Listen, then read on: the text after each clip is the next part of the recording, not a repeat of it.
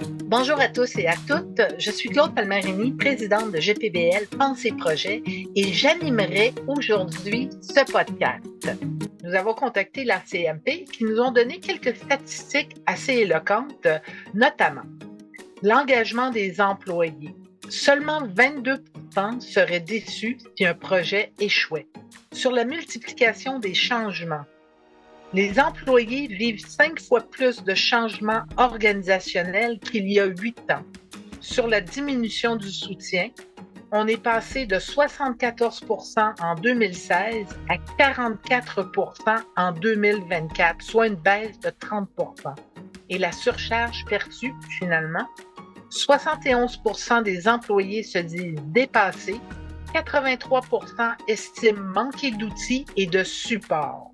Nous allons donc continuer la discussion avec nos collaboratrices, Claudel Rochon-Matifa, présidente sortante de la CMP, Louise Bourget, présidente de Leaders du changement, et Patricia Pius, présidente de PP Service Conseil. Mesdames, l'épisode 1 traitait de l'épuisement. Ici, on va parler d'aptitude mentale à traiter l'information et de capacité d'absorption organisationnelle. L'objectif principal va porter sur l'enjeu stratégique qu'est la surcharge cognitive et qui résulte en résistance silencieuse. Nous offrirons une réflexion et un cadre d'action concret à 3 niveaux: individuel, leadership et sur les organisations. On va parler des axes de comment la détecter, comment l'améliorer et comment l'anticiper. Alors, pourquoi le silence? Pourquoi les employés restent souvent silencieux face à leur surcharge cognitive?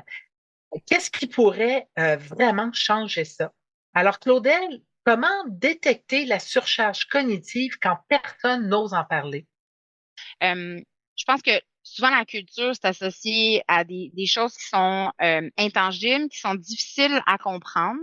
Par contre, ça a beaucoup d'impact en fait sur l'aptitude des gens dans les organisations à exprimer ce qui se passe réellement.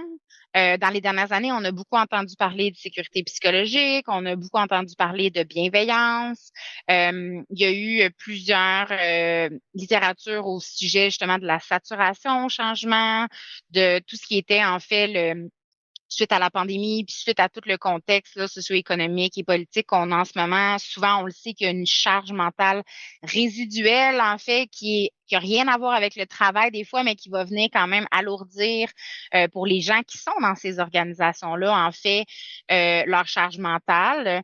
Puis, s'ils n'ont pas un contexte qui est propice à exprimer ces choses-là, ça prend, je pense, des mécanismes qui sont intentionnels. Ça prend un contexte qui est de confiance, puis qui est sécure pour être capable d'exprimer ces choses-là. Je dirais qu'un des éléments, tu sais, quand j'accompagne de mon côté comme coach des équipes de gestion, des gestionnaires, tout ça, le volet de lire la surcharge cognitive est important. Donc, en effet, le premier élément dans un monde idéal, ce qu'on veut, c'est créer une organisation qui est en mesure de laisser cette place-là, de laisser l'espace pour pouvoir exprimer quand il y a une surcharge cognitive. Mais dans les faits, ce qu'on se rend compte et ce qu'on voit, c'est que la surcharge cognitive, c'est difficile pour les personnes de la nommer, mais les gestionnaires sont au premier rang. Parmi les signes qu'on peut voir de surcharge, quelqu'un qui était très participatif dans des rencontres, donnait des idées, des opinions et qui tout d'un coup est très calme et parle beaucoup moins. Donc, les silences qu'on va voir, les gens qui vont... on a des signaux comportementaux qui vont nous parler. Comme gestionnaire, quand on voit qu'il y a quelqu'un qui est plus la même version d'elle-même, quand on voit quelqu'un qui était très willing puis qui là l'est beaucoup moins, quand on a quelqu'un qui était présent puis qui là est absent dans certaines rencontres, puis on a des délais qui laguent, il y a des signaux qui sont là. Comme gestionnaire, de pouvoir les lire et de pouvoir avoir l'échange avec son employé, c'est primordial. Puis au niveau de la haute direction, si on fait le pont avec on a le middle management qui, eux, sont aux premières loges face à leurs employés. Mais en termes d'organisation, que ces gestionnaires-là aient l'espace pour aller le nommer.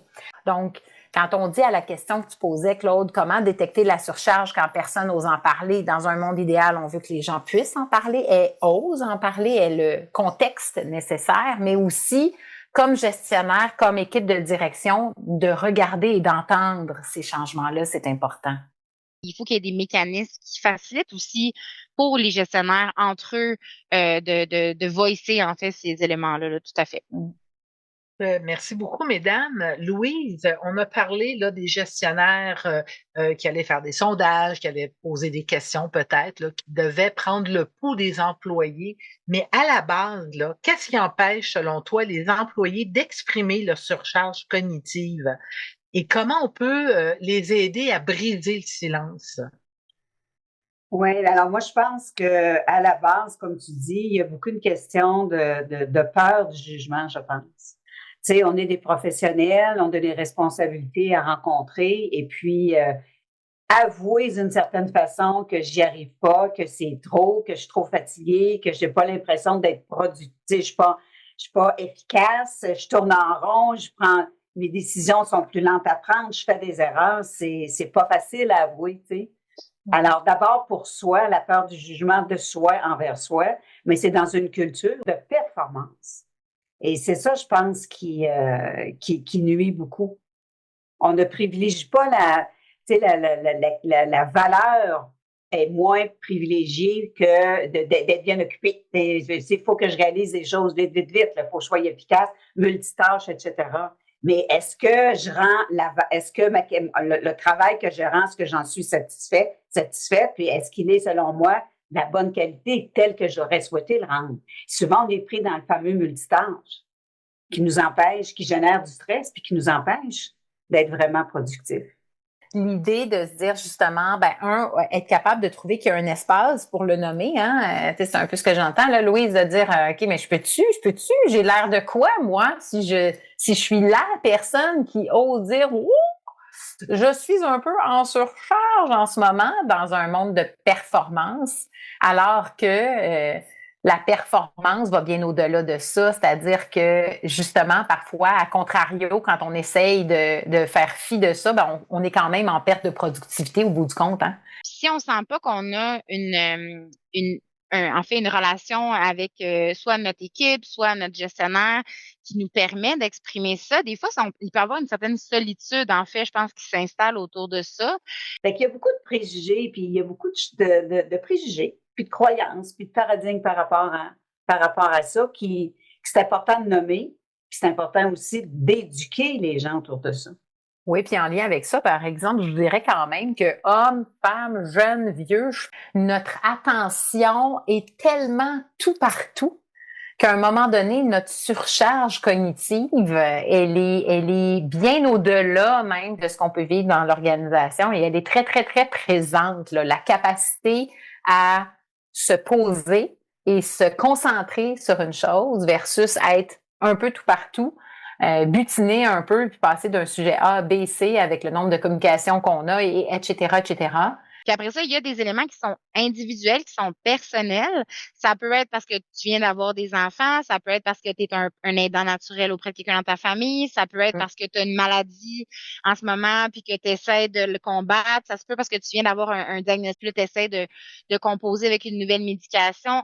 On doit être compréhensif, en fait, que si on veut que les gens donnent le meilleur d'eux-mêmes au travail, ben il faut qu'il y ait quand même l'espace pour s'exprimer comme individu. Après ça, ça dépend de la culture de l'organisation, je pense, de comment on veut l'exprimer puis à qui on veut l'exprimer. Je pense que effectivement, il y a des facteurs externes puis internes, mais les facteurs internes, avec tout ce qu'on vient de nommer, des fois, sont incontrôlables. Tu sais, la ménopause, qu'est-ce que tu veux, ta vie, là, exemple, mais on peut contrôler, on a de l'impact sur les facteurs externes, par exemple. Ça, je pense que l'organisation a un rôle à jouer, là, tu sais. Moi, comme individu aussi, mais toute l'organisation, de par sa culture, de par la compétence de ses gestionnaires, dont on va parler, mais tu sais, on peut agir sur ce qu'on peut agir. Et c'est là-dessus qu'il ne faut pas baisser les bras. Oui, puis tu sais, pour moi, c'est est-ce qu'on a créé les conditions pour que ça remonte, en fait, pour permettre que ça remonte à moi étant soit le gestionnaire, soit la haute direction. Mais Louise, concrètement, qu'est-ce que chacun peut faire à son niveau pour alléger sa charge cognitive au quotidien? Ben, je pense qu'un des grands points, premièrement, c'est se poser la question, quels sont mes signes de surcharge? Suis-je en surcharge? Qu'est-ce qui m'épuise le plus? D'essayer d'identifier. Mais moi, en tout cas, un truc qui m'a beaucoup aidé dernièrement, c'est que j'ai pris un recul, puis je me suis dit, parce que je me sentais en surcharge à un moment donné, avec l'arrivée de l'IA, on dirait qu'il y a comme une montée en plus, là. Mais ça a été de regarder dans ma façon de m'organiser, est-ce que je me laissais prendre par, exemple, me perdre dans les courriels, sortir de, ce sujet-là, c'est intéressant, là, je saute d'un sujet à l'autre, etc. Et je me sens, à un moment donné, et là, la surcharge arrive parce que je vois ce que j'ai pas fait, puis je vois, ça, c'est intéressant, puis j'ai pas pensé à ça, etc. Alors, de me donner, dit Louise, qu'est-ce qui est important pour toi aujourd'hui? Où dois-tu accorder ton attention en profondeur? Alors, donc, attention à ma propension à diviser mon attention. C'est ce que j'appelais tantôt l'attention fragmentée. Parce que quand j'ai un rapport à faire ou faut que je pense à une formation, faut que je pense à quelque chose, une tâche qui me demande de l'attention. Si je me laisse prendre par une interruption, ce que Sonia Lupien disait, qui est docteur en neurosciences, c'est que ça prend en moyenne 23 minutes pour te remettre dans ton travail. Alors ça, c'est de l'énergie, ça aussi. Alors, en bout de piste, je finis ma journée, que j'ai l'impression de ne pas être allée au bout, je suis pas contente de moi, et là, la surcharge arrive. Alors ça, pour moi, ça a été une première chose. Donc, de regarder mon organisation de travail et comment je protège mon temps pour faire les tâches qui me demandent une attention plus en profondeur. Alors, qu'on se le définisse et qu'on se dise aussi, si on a communiqué dans un mode d'urgence, pour faire du pouce ce que Patricia disait, qu'on prenne un moyen. Je t'appelle sur ton cell. Si tu me vois apparaître sur ton cell, c'est que c'est réellement urgent. Puis effectivement, ça abaisse le stress. Effectivement. Tu sais, en fait, dans ce que tu nommes, Louise, je pense que c'est une co-responsabilité. Hein? Chacun des éléments de l'organisation, les gestionnaires, les équipes de direction, puis chacun d'entre nous, on a comme un rôle à jouer là-dedans. Hein? C'est d'avoir des rencontres back-à-back non-stop pendant 6 heures. Je m'excuse, mais si tu n'as pas eu 2 minutes pour prendre en note, c'est quoi ton call to action? Qu'est-ce que tu as à faire à partir de ça? Qu'est-ce qui est ressorti de cette rencontre-là? Pourquoi tu étais là? As-tu besoin d'être là? As-tu besoin de faire quelque chose après cette rencontre-là? Ben, c'est pas productif. Donc, au bout du compte, tu es surchargé, puis en même temps, tu n'es pas performant. Donc, c'est un double enjeu qu'on crée parce qu'on y va sans nécessairement réfléchir à ça, puis ça a un double impact, selon moi. Fait que dans le fond, ce qu'on est en train de dire, c'est pour être capable de mieux gérer ou d'améliorer ce phénomène de surcharge-là, c'est d'appliquer les bons principes de gestion du temps, là. C'est ça dont on parle depuis tantôt, là, d'être capable, en quoi c'est important que j'assiste à cette rencontre-là, quel est l'objectif de la rencontre, qui sont les parties prenantes qui devraient être là, qui sont les personnes qui ont plus intérêt à être là, etc. T'sais. Parce que là, on donne aussi d'exemples de moyennes grandes entreprises, là, mais dans la PME, là, la surcharge, elle vient vite, là. Quand déjà tu débordes dans ton rôle, puis s'il faut que qu'on t'ajoute quelque chose de plus, là, c'est comme ça, là, ça déborde vraiment, là. Alors, c'est d'autant important, je pense qu'on s'est perdu à quelque part. On s'est perdu dans la vitesse. Il fallait faire vite. Tu sais, avec tous les outils technologiques, on regarde depuis l'avènement du fax, puis tout ce que ça a entraîné, là, tu sais, faut vite réagir, comme tu disais tantôt, Patricia, tu sais, quand c'est pas, elle me répond pas par courriel, là, je vais l'appeler, je vais la texter, je vais ci, je vais ça, on est rendu qu'on quadruple les moyens de communication, mais vite, mais on s'est perdu là-dedans. On a oublié, je pense, qu'il y a un peu le why, là, tu sais, pourquoi je fais ça? Puis cette tâche-là, quelle valeur a-t-elle? Tu sais, on s'est perdu là-dedans. Puis c'est rendu qu'on se dit maintenant, protéger son temps ou prendre du temps de réflexion, il faut le revendiquer maintenant. C'est là qu'on est rendu. Fait qu'à quelque part, on s'est perdu. Il faut comme ramener la pendule un peu, là. Je pense qu'on est rendu là. C'est intéressant ce que vous dites, hein, puis l'amélioration, bon, on a des pistes de solutions et tout ça, mais on fait quoi? Puis je te pose la question, Claudel, quand la direction nous envoie des signaux contradictoires. souvent, il y a des équipes et des individus sur lesquels il tombe une quantité de choses en parallèle qui a aucun sens. Puis après ça, on se demande pourquoi il n'y a pas d'adoption. On pense que les gens résistent, mais c'est pas que les gens résistent, c'est que les gens sont surchargés puis ils sont pas capables d'accepter davantage au moment où on leur demande. Et d'ailleurs, Patricia, à cet effet, comment on peut avoir des preuves concrètes qui montreraient que la surcharge cognitive, elle est prise au sérieux? On peut dire on peut tout faire, mais on peut pas tout faire en même temps. Donc, en quelque part, de venir peut-être décaler certaines choses, limiter certaines actions. Je pense que si réellement on pose des actions comme ça, pas pour tout le temps, évidemment, mais déjà de montrer ça, là, on vient poser des actions dans le bon sens pour montrer qu'on prend ça au sérieux réellement et qu'on agit. On met beaucoup l'emphase sur les gestionnaires, puis je comprends, là, mais ce serait peut-être le fun que la haute direction ou la direction, les entrepreneurs ou les PDG soient en contact avec la base aussi. Tu sais, que ça passe pas juste par les gestionnaires, qu'ils l'entendent aussi, qu'ils soient, tu sais, des cercles de dialogue, des rencontres, on prend un café ensemble, je vous écoute, je réponds à vos questions. Parce que ça fait en sorte que la direction revient un peu sur terre. Parce qu'il y a des directions aussi dans le type de personnalité qui sont plus, ils ont de la difficulté à évaluer le temps d'une chose. Ils ont beaucoup de vision, ils savent son big picture, etc. Ils pensent à une idée, ils sont créatifs, pensent à une idée. Ah ben ça va se faire ce mois-ci, ça. Alors que ça peut en prendre le triple, le quadruple, etc. Fait qu'il faut prendre conscience de ça aussi, mais je pense que des mettre en contact aussi, parce que les gestionnaires, à un moment donné, ça fait beaucoup, là. Puis on est humain aussi là-dedans, là, tu sais. Fait qu'il faut, oui, les outils, ça c'est évident, mais je pense aussi stratégiquement de mettre la haute direction en contact avec la base. Je suis tellement d'accord avec toi, Louise. Là, ce que tu viens de nommer là, moi, j'appelle ça affectueusement le syndrome du 15 minutes, là. Où plus tu montes dans les strates de gestion, plus dans leur tête, tout prend 15 minutes à faire, alors que des fois, ils demandent quelque chose puis ils s'en rendent pas compte parce qu'ils sont complètement déconnectés de la réalité terrain. Puis finalement, ce qu'ils demandent, ça demande comme 3 jours de travail. Ça vient défaire plein d'autres décisions auparavant qui avaient été prises. Une belle preuve que justement, c'est pris au sérieux, c'est quand, après une session comme ça, on sent que ça bouge. On sent que la direction nous revient, puis nous disent qu'est-ce qu'ils ont compris, puis ils corrigent le tir sur certaines choses.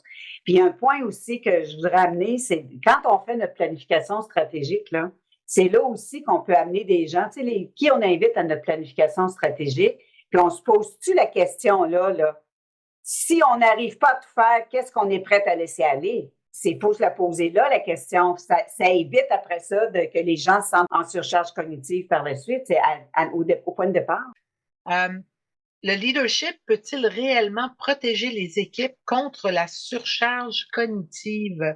Je vous pose la question aux trois et Claudel, j'aimerais t'entendre. L'espèce de vision de la haute direction où les gestionnaires doivent être des personnes surhumaines, qui ont jamais de défauts, qui ont jamais rien, pour moi, c'est vraiment dépassé, là. Plus les gestionnaires vont être transparents, authentiques, puis communiquer leur propre surcharge, leurs propres défis, plus ça va installer un climat de confiance qui fait que les gens vont oser s'exprimer.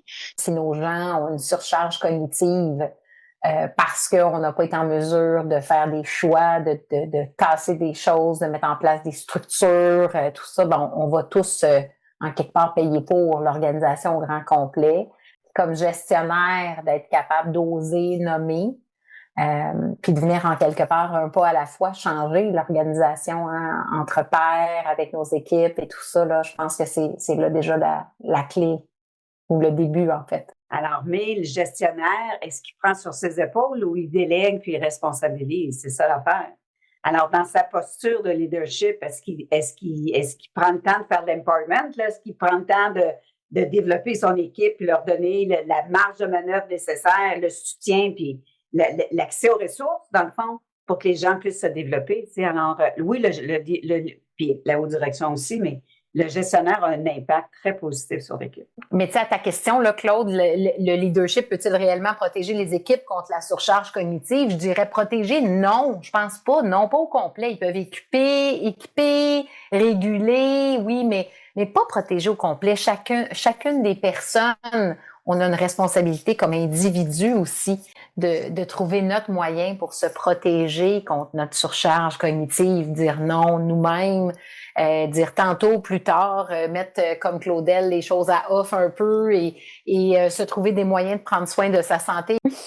On aime toujours finir avec des call to action, hein, des appels à l'action. Alors, Louise, d'un point de vue individuel, qu'est-ce qu'on pourrait se donner comme appel à l'action? Ben, je pense que c'est d'être conscient de sa charge de travail, prendre un recul puis se poser la question, est-ce que j'ai trop de projets? Qu'est-ce qui me donne le sentiment d'être, ou qu'est-ce qui me met en surcharge? Le nommer. Qu'est-ce que proactivement je peux faire aussi? On parlait tantôt d'attention fragmentée versus est-ce que je protège mon temps suffisamment? Puis je pense d'avoir une discussion aussi avec son patron pour dire c'est quoi mes réelles priorités, là? Qu'est-ce que tu t'attends vraiment de moi, là? Hein? Qu'est-ce qui est dans mon urgent et important ou qu'est-ce qui est dans mon important aussi à faire, là? On parlait tantôt de la matrice, là. Mais alors c'est ça, je pense que c'est ma responsabilité individuelle. Questionner mon paradigme aussi, à savoir, est-ce que le fait de nommer les choses me rend plus vulnérable? Est-ce que c'est une marque d'incompétence que de le faire? Tu sais, questionner aussi son paradigme. Effectivement, merci. Patricia, d'un point de vue leadership. En fait, j'irais prendre le temps de se poser la question et choisir, faire attention à notre syndrome du 15 minutes, comme mentionnait Claudel aussi, effectivement, là, dire, OK, attends une minute, moi, ça se dit vite. C'est une super bonne idée. Mais qu'est-ce que ça implique vraiment? Est-ce que c'est vraiment le bon moment? Est-ce qu'on veut faire ça? Donc, comme équipe de direction, de prendre ce temps-là et de choisir et d'oser se dire justement, bon, on peut tout faire, mais pas tout en même temps, pour être à l'affût de comment nos équipes vont réagir. Merci. Et Claudel, d'un point de vue organisationnel, qu'est-ce qu'on fait? Ouais, ben, je pense que tantôt, j'ai beaucoup parlé de culture organisationnelle. Un des éléments peut-être dont j'ai moins discuté, qui pour moi est vraiment en cœur souvent dans ces situations-là, pour un peu rebondir sur ce que Patricia disait, c'est la culture de gestion. Des fois, on est vraiment dans deux poids, deux mesures. Il y a une culture organisationnelle qui est très bienveillante, communiquée à tous, où on encourage aux gens de s'exprimer, tout ça. Mais quand tu arrives dans le niveau de gestion, s'il y a beaucoup de jeux politiques, puis qu'il y a beaucoup aussi de pression sur les résultats, des fois, on n'a pas la même bienveillance envers les gestionnaires, qui fait que ça amène des comportements qui vont avoir beaucoup d'impact au final sur les gens dans les équipes. Fait que je pense que la culture de gestion, c'est un élément qui est à ne pas sous-estimer. Fait que ça revient à mon fameux lead by example. Là. Fait que moi, j'aurais envie de dire, soyons introspectifs sur notre culture de gestion si on veut que nos organisations aient une bonne santé collective. Excellent. Donc, si je mets ça là, en 3 points, mettons, d'un point de vue individuel, hein, un geste qui pourrait protéger notre attention. D'un point de vue leadership, on parlait du syndrome du 15 minutes. Alors, une décision, la clarifier avant de l'annoncer. Et d'un point de vue organisationnel, d'inscrire la surcharge cognitive comme un point récurrent dans les agendas et mesurer l'évolution. Donc, choisissez quelle petite action est-ce que vous pourriez mettre à votre ordre du jour dès demain pour alléger la charge cognitive de vous et de vos équipes. Merci beaucoup, Louise. Merci beaucoup, Claudel. Merci beaucoup, Patricia. C'est toujours super le fun de jaser avec vous.